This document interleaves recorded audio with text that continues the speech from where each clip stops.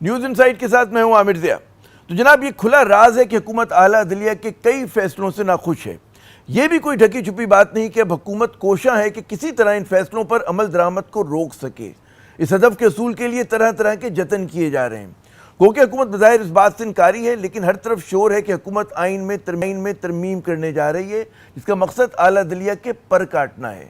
اگرچہ وزیر قانون جو ہیں وہ جوڈیشل پیکج کی خبروں کو فاہیں قرار دے رہے ہیں، لیکن جب قومی اسمبلی کے نئے اجلاس کا ایجنڈا سامنے آیا تو اس میں مختلف اراکین کی طرف سے ایسی آئینی شقوں میں ترامیم بھی شامل تھیں جن کا تعلق براہ راست اعلیٰ عدلیہ سے ہے۔ حیرت انگیز بات یہ ہے کہ آئین کی مختلف شقوں میں 8 کے قریب ترامیم کے سب سے زیادہ بلز جو ہیں جمعیت علماء اسلام کے رکن قومی اسمبلی نور عالم صاحب نے پیش کرنے تھے۔ یہ تمام ترامیم بھی عدلیہ سے متعلق تھیں۔ اس ماحول میں صدر آصف علی زرداری صاحب اور مولانا فضل الرحمان صاحب کی ملاقات کا پس منظر بھی شامل تھا۔ اس سے قبل جمعیت علماء اسلام نے یہ اعلان کیا ہوا ہے کہ وہ پارلیمنٹ میں پی ٹی آئی کے ساتھ مشاورت میں شامل ہوگی، مگر نور عالم صاحب کی جانب سے ایسی ترمیم کا بل پیش کرنا بہت ہی معنی خیز ہے، جس کی سب سے شدید مخالفت پی ٹی آئی کر رہی ہے۔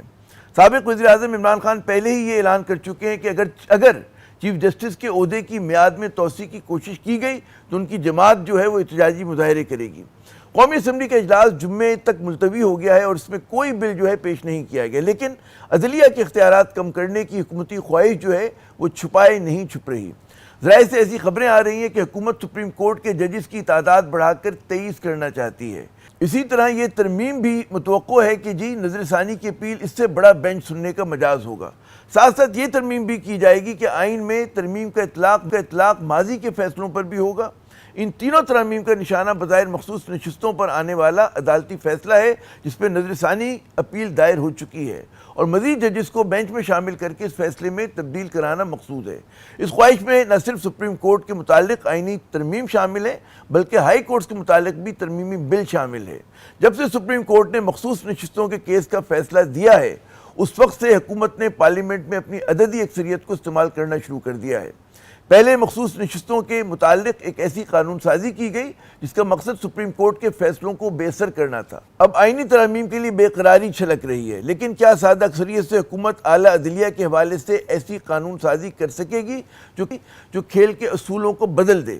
بہت سے آئینی ماہرین کی نظر میں 2/3 اکثریت کے بنا حکومت ایسا نہیں کر سکتی، اور اگر وہ ذیلی قانون سازی کے ذریعے ایسی کوشش کرتی ہے تو اس سے نہ صرف حکومت بمقابلہ عدلیہ آ جائے گی، بلکہ پاکستان کی پیچیدہ سیاسی صورتحال جو ہے مزید پیچیدہ ہو جائے گی۔